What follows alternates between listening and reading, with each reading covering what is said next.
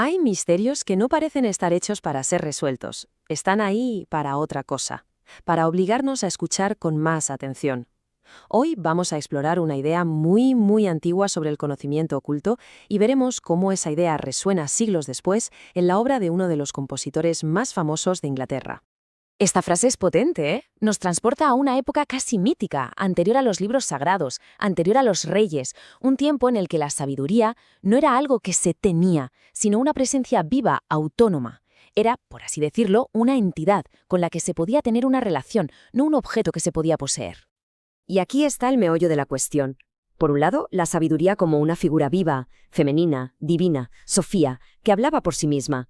Pero con el tiempo, esa voz fue acallada y su conocimiento fue reclamado por una autoridad masculina. El ejemplo perfecto es el rey Salomón, que pasó a la historia como el hombre más sabio, no por escuchar esa voz, sino por apropiarse de sus palabras. Y ojo que esto no es solo una idea poética. La arqueología nos ha dado pruebas fascinantes. Se han encontrado inscripciones que dicen «Te bendigo por Yahvé y su Aserá», lo que sugiere que incluso el dios hebreo pudo tener una compañera divina. La idea de la sabiduría como una presencia femenina fue algo real, algo poderoso, que simplemente fue borrado de la historia oficial. Pero este impulso por codificar, por esconder un significado más profundo bajo la superficie, no se quedó en el mundo antiguo, ni mucho menos.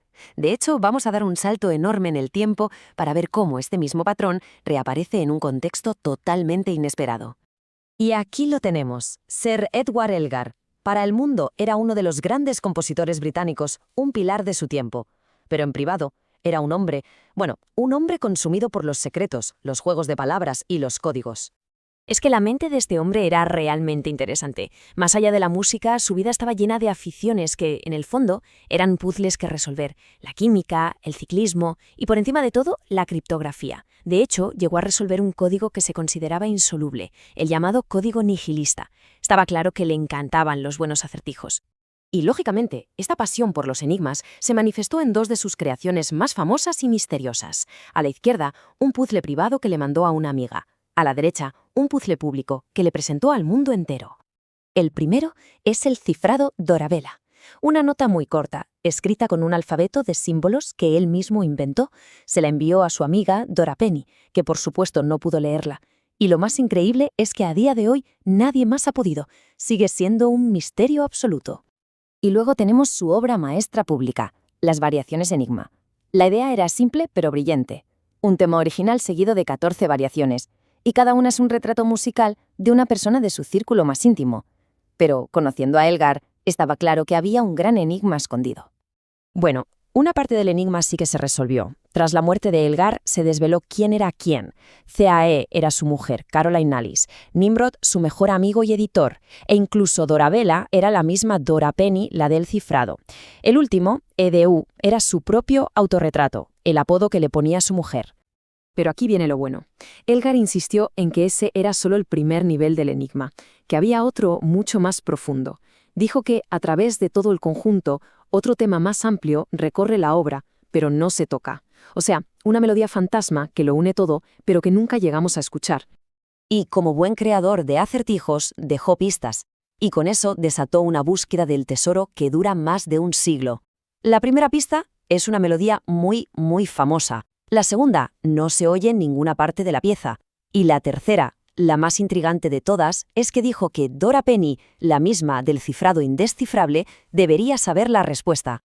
Como es de imaginar, las teorías han sido infinitas. Durante mucho tiempo, la favorita fue Auld Lang Syne, pero el propio Elgar la negó en rotundo. Otras candidatas, como el himno nacional británico, también se han propuesto y al final se han descartado.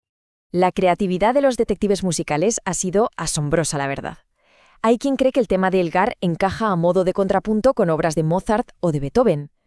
Otros proponen soluciones increíblemente complejas, como una que codifica la melodía usando los decimales del número pi. Y así, durante más de 120 años, el enigma ha continuado. Ninguna solución ha sido aceptada por todo el mundo. El secreto de Elgar, al igual que su cifrado Dorabella, sigue intacto. Esto nos hace volver a la idea del principio. A lo mejor nos hemos estado haciendo la pregunta equivocada todo este tiempo. ¿Y si el propósito de Elgar no era que resolviéramos el enigma? Esta pregunta, dirigida a este Salomón que reclamó la sabiduría como algo suyo, es la clave. Elgar, el compositor de códigos, no nos planteó un problema para que tuviéramos la respuesta, nos dio un misterio con el que relacionarnos. La búsqueda de esa melodía oculta nos obliga a escuchar su música de una forma mucho más profunda, mucho más íntima. Así que la cuestión final es esta. El verdadero tema que recorre la obra pero no se toca podría no ser una melodía, sino el propio acto de buscar. Es la conversación que Elgar inició con el mundo a través del tiempo. Un enigma diseñado no para ser conquistado, sino para mantenernos en un estado de escucha activa y de asombro perpetuo. Y eso, al final, es un tipo de sabiduría mucho más profundo que cualquier respuesta que pudiéramos encontrar.